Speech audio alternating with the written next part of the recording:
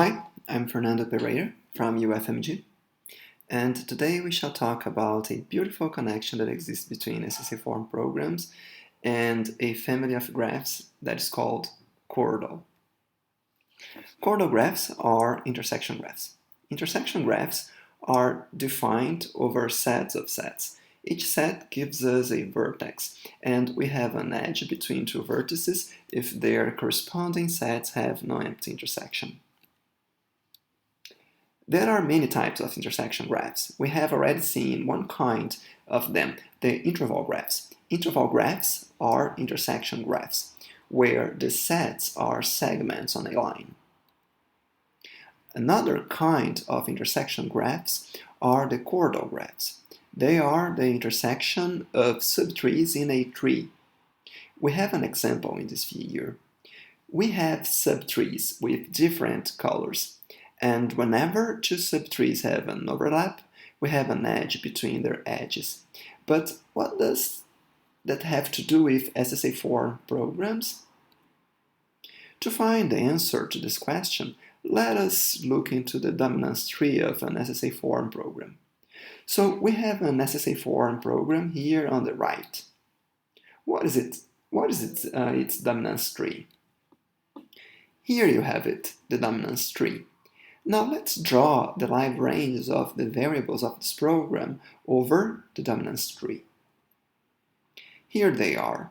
Each color marks a different live range. And these live ranges gives us subtrees on the dominance tree. Notice that they are true subtrees, meaning that they are contiguous. Thus, the interference graph of this program is simply the intersection graph of these subtrees. And from this observation, we see that this interference graph must be chordal. You can see the interference graph on the right. Notice that in this example, we have a very simple graph. But in fact, for any chordal graph, it's possible to build a program in SSA form that has an equivalent interference graph. There are other ways to define chordal graphs. Another definition, perhaps the best known, is that chordal graphs do not have induced cycles with more than 3 nodes. And what's an induced graph? An induced graph is a subgraph.